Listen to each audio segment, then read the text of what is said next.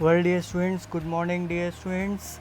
Well, this is a class of TMF 501, and in this class, we will try to understand what is nano fertilizers and what are the applications in crop production. So, why are we switching to nano?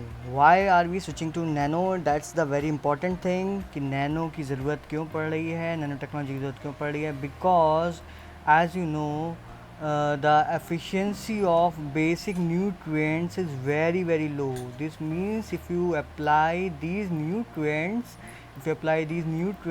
to the soil, suppose 100 kg of phosphorus is applied to the soil, only 15 to 20 kg is available to the plants. This means the rest and the remaining are get fixed, so they are not taken by the plants. So this is the problem. Also, if you apply nitrogen, basically there 30 to 35% efficiency. Okay, so this means remaining 65% is being immobilized, volatilized, denitrified or leached. So this means the leaching takes place or the losses takes place. Same way, all the nutrients have very low efficiency. If you apply the micronutrients, only 1 to 2% of that amount is get absorbed by the plants. The remaining gets phased in the soil. So आपको इस चीज़ समझ में आ गई होगी कि nutrient जो है nano जो टेक्नोलॉजी है, नैनो फर्टिलाइज़र्स का यूज़ हमें क्यों करना पड़ रहा है, क्योंकि हमारे पास जितने भी फर्टिलाइज़र्स हैं उसकी एफिशिएंसी बहुत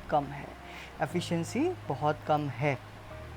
Okay, so after that this is response ratio kg grain per kg NPK. आपने देखा होगा जब ग्रीन रिवॉल्यूशन में सबसे पीक पे था, उसके बाद आते 2010 और अभी भी बहुत कम, तो रिस्पॉन्स रेशियो जो है हमारा डिक्लाइन कर रहा है. केजी ग्रेन जितना आउटपुट आ रहा है पर केजी न्यूट्रिएंट, मतलब कितना यील्ड आया डिवाइड बाय कितना न्यूट्रिएंट लिया, तो ये कम होता जा रहा है. तो इसलिए हम लोग दूसरी टेक्नोलॉजी की तरफ स्विच कर रहे हैं.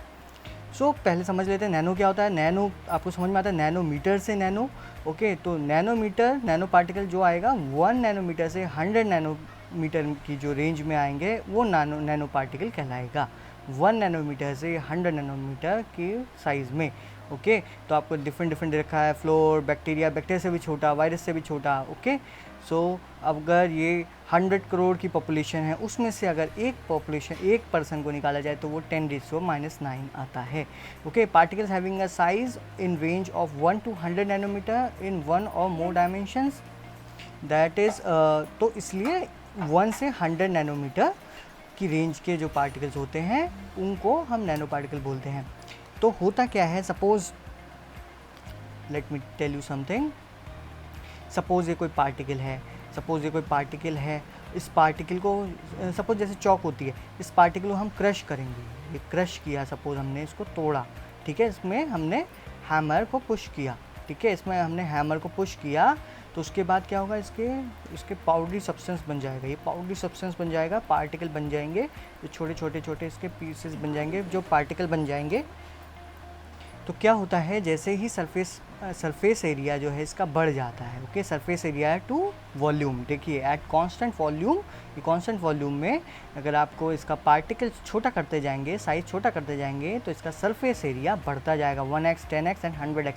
ये फॉर्मूला बहुत इंपॉर्टेंट है. ये जो फंडा है हमेशा ध्यान रखिएगा कि जैसे ही किसी बड़े पार्टिकल को क्रश किया जाता है, छोटे ग्राउंडेड पार्टिकल में कर देते हैं, तो इसका सरफेस एरिया टू वॉल्यूम बढ़ जाता है. Surface area at constant volume, ठीक है, तो बढ़ जाता है. इससे क्या होता है, हम अगर ये पार्टिकल हम अगर रूट्स में देंगे तो रूट के जो हेयर्स होते हैं उनके लिए काफ़ी इजी रहेगा, और काफ़ी ज़्यादा सरफेस एरिया होने के कारण ये सारे न्यूट्रिएंट्स जो हैं ईजिली प्लांट को प्रोवाइड हो जाते हैं. अगर आप केवल ये बड़ा सा पार्टिकल यहाँ रख देते तो इसका सरफेस एरिया काफ़ी छोटा होता है, ये कवर नहीं कर पाता सारी रूट हेयर्स को, तो इसकी एफिशिएंसी घट जाती. So then the question arises, what is nano fertilizer? Now what is nano fertilizer? Nano fertilizer होता क्या है? So molecular modified or synthesized material with the help of nanotechnology used to improve the fertility of soil for a better yield and increase crop quality are called nano fertilisers. ठीक है, तो जो molecular modified और synthesise material with the help of nano technology, अगर आपने nano technology का प्रयोग किया है किसी भी सिंथेसिस में मटेरियल बनाने के लिए जो सॉइल की फर्टिलिटी को अपलिफ्ट कर दे एंड क्रॉप की क्वालिटी को इंक्रीज कर दे, उन पार्टिकल को नैनो पार्टिकल कहा जाता है। There are three types of nanofertilizers, delivering of nanofertilizers. So the three types of nanofertilizers delivery, number one, coated with a thin nano material layer। देखिए जैसे ये thin nano material, मैं अभी उसको clearly बताऊंगा आपको, coated with a thin nano material layer। Second, delivering process is delivered as particles nano scale dimensions। Okay, delivered as particle nano scale dimensions। ठीक है, उनका इमल्शंस हो सकता है। ठीक है, अभी बताऊंगा। Nutrients can be encapsulated inside nano material such as nanotubes, nanoporous और मटेरियल्स, जो नैनोपोरस मटेरियल्स होते हैं उनके अंदर इनकैप्सुलेट किया जाता है। तो तीन तरीके की डीलिंग होती है। सबसे पहले जो इम्पॉर्टेंट है हमारी, ये है हमारी coated with a thin nano particle nano material layer. इसमें क्या है, देखिए यहाँ पे ये हमारा प्लांट न्यूट्रिएंट है, ये कैरियर है, और ये हमारा जो नैनो माइक्रो कोटिंग है। तो बेसिकली यहाँ पे ये जो है आपका ये नैनो कोर है। ओके, ये नैनो कोर है, यहाँ पे ये पूरा नैनो कोर है, ये नैनो कोटिंग है, और अंदर आपका न्यूट्रिएंट है। तो काफ़ी सेफली ये हमारा जो मटेरियल है ये प्लांट की तरफ चला जाता है। Okay, next is delivered as particle nano scale dimensions, मतलब डिलीवर्ड एज पार्टिकल और emulsions of nano scale dimensions, मतलब जो काफ़ी स्मॉल पार्टिकल होते हैं, जो कंपाउंड्स होते हैं, उनको पहले क्रश करके काफ़ी स्मॉल नैनो स्केल में बना दिया जाता है, फिर उसको डिलीवर किया जाता है उनके इमल्शन में या उनके एज अ पार्टिकल फॉर्म में। Next is nutrient can be encapsulated inside nano material such as nano tubes. तो ये नैनो ट्यूब, जो कार्बन नैनो ट्यूब होती हैं, बहुत छोटी जो ट्यूब्स होती हैं, उनके अंदर इनकैप्सुलेट किया जाता है, नहीं तो नैनो पोरस मटेरियल जैसे जियोलाइट की शीट होती है उसमें इनकैप्सुलेट किया जाता है। here is a picture which is depicting that this is control। this means it is not it is not containing any nanotube solution, or it is not containing any nanoparticle, it is having nanotubes। so here is a example that improved growth of 27 days old tomato seedlings grown in a medium containing carbon nanotubes. अगर nanotubes में हमने nutrient डाल के अगर nanotubes में किया तो इससे क्या हो रहा है, देखिए 27 डे के बाद सीडलिंग में अंतर देखिए कितना ज़्यादा आ रहा है, क्योंकि इसमें न्यूट्रिएंट्स सारे हैं, इसमें न्यूट्रिएंट नहीं है। अब ये समझते हैं कि बेसिकली जो ये लीव्स में अगर हम फोलियर स्प्रे करते हैं तो ये चला जाएगा अंदर या नहीं जाएगा। बेसिकली हमारी जो लीफ के जो सेल वाल होती है उसकी जो साइज़ लिमिट होती है 1 to 20 नैनोमीटर होती है। ओके, 20 नैनोमीटर जो हमारी सेल वॉल होती है उनका जो डायमेंशंस हैं वो 1 to 20 नैनोमीटर होती है। तो हम नैनो पार्टिकल जो हमारे 1 to 100 नैनोमीटर की रेंज में होते हैं वो इसको क्रॉस इजीली कर लेते हैं, तो हमारा वेस्टेज नहीं होता, क्रिटिकल क्रॉस कर लेते हैं, तो बेसिकली हमारा स्टोमेटा में अंदर चला जाता है, उसके बाद वो जो वेस्कुलर सिस्टम है प्लांट के वेस्कुलर सिस्टम में चले जाते हैं। तो ये बहुत अच्छी चीज़ हुई कि हम इसको स्प्रे करेंगे। बाकी क्या होता है, हम जैसे क्यूटिकल जो होती है काफ़ी जो स्ट्रॉन्ग लेयर होती है, तो हम जैसे कोई दूसरे फर्टिलाइजर्स के पार्टिकल डालते हैं तो वो मोस्टली वेस्ट हो जाते हैं, बहुत स्लोली एंटर करते हैं, ये काफ़ी फास्ट एंटर कर जाता है because of it's size dimensions, because of it's lower size. Basically हमें ये पता चल चुका है कि ये फर्टिलाइज़र्स जो है इनका सरफेस एरिया बहुत ज़्यादा होता है, सरफेस एरिया टू वॉल्यूम, ठीक है, जिसकी वजह से इनका साइज़ जो होता है काफ़ी छोटा होता है और ये इजीली प्लांट में एंटर कर जाते हैं। तो इसकी वजह से क्या होता है, इसमें 3 times increase in nutrient use efficiency. तो ये बहुत ही अच्छा है। हम नैनो फर्टिलाइजर्स हमें क्यों प्रमोट करना चाहिए, क्योंकि इससे न्यूट्रिएंट यूज़ एफिशिएंसी बढ़ जाती है, मतलब न्यूट्रिएंट के यूज़ करने की क्षमता, मतलब जितना न्यूट्रिएंट हम दे रहे हैं, जैसे हमने देखा था पिछली बार कि नाइट्रोजन का 30 to 35 kg परसेंटेज होता है, एनयूई माइक्रोन्यूट्रिएंट का 1% होता है, लेकिन इसका nutrient use efficiency 3 times increase हो जाता है because of its higher surface area. Reduce the dose of chemical fertilisers, हम डोज कम करेंगे क्योंकि आपको पता है कि जब कम अमाउंट में हम यूज़ कर रहे हैं इसको और इसका ज़्यादा सरफेस एरिया होने के कारण तो हमें कम डोज की रिक्वायरमेंट है। Next is 30% more nutrient mobilisation by the plants. Okay, तो इससे क्या हो रहा है, 30% more nutrient mobilisation by the plant की तरफ ज़्यादा जा रहा है, क्यों, बिकॉज ऑफ रूट्स रूट्स की जो विसिनिटी होती है उसमें ज़्यादा न्यूट्रिएंट्स हैं, जिसकी वजह से न्यूट्रिएंट मोबिलाइजेशन भी ज़्यादा हो रहा है। नेक्स्ट इज़ 17 to 54%, ये रिसर्च एनालिसिस बेस में है कि 17 to 54% improvement in the crop yield हो रही है। इट्स ओके, तो ये भी बहुत अच्छी है कि क्रॉप यील्ड भी बढ़ रही है। और इम्प्रूवमेंट इन प्लांट राइजोस्फीयर की जो भी हमारी न्यूट्रिएंट्स हैं वो भी इम्प्रूव कर रहे हैं। एग्जाम्पल्स ऑफ नैनो फर्टिलाइजर्स, तो नैनो फर्टिलाइजर्स के एग्जाम्पल क्या क्या होते हैं, देखिए ये नैनो फर्टिलाइजर्स के एग्जाम्पल्स हैं।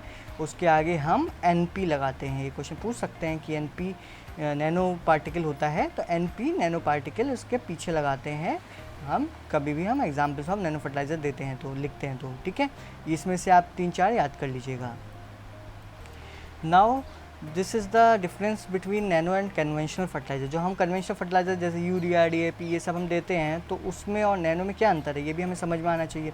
तो देखिए सर, एक एक पैरामीटर चलते हैं, एक एक पैरामीटर समझते हैं। सॉल्युबिलिटी क्या है, हाई। नैनो फर्टिलाइजर की high because of its high surface area. Conventional fertiliser की क्या है, low. Second is dispersion of mineral micronutrients, improve dispersion मतलब स्प्लिट होना, अलग अलग होना, ठीक है। Improve dispersion of insoluble nutrients. Lower solubility due to large particle size, तो आपको पता है पार्टिकल साइज जितना ज़्यादा होगा उतने कम सॉल्युबिलिटी होती है। सॉइल एड्जॉर्प्शन एंड फिक्सेशन, जब एक बार आपके क्लियर हो जाना चाहिए कि सॉइल एड्जॉर्प्शन फिक्सेशन बहुत कम होता है इन नैनो फर्टिलाइजर्स में, okay, because of its high surface area, और इसमें बहुत ज़्यादा होता है, ये फिक्स हो जाता है, बहुत तेज़ी से फिक्स हो जाता है कन्वेंशनल फर्टिलाइजर्स।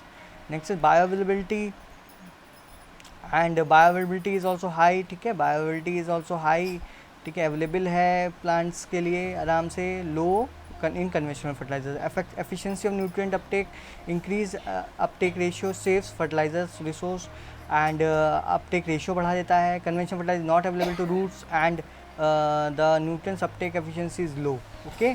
तो न्यूट्रिएंट, ये आपको कंटेंट क्लियर ही हो गया है। कंट्रोल रिलीज, इसमें बहुत स्लोली रिलीज होता है, कंट्रोल होता है, काफ़ी कंट्रोल होता है। और इसमें क्या होता है, एक्सेस होता है, और एक्सेस चला जाता है, जिसकी वजह से टॉक्सिसिटी एंड सॉइल इम्बैलेंस होता है। Effective duration of release, extended effective duration.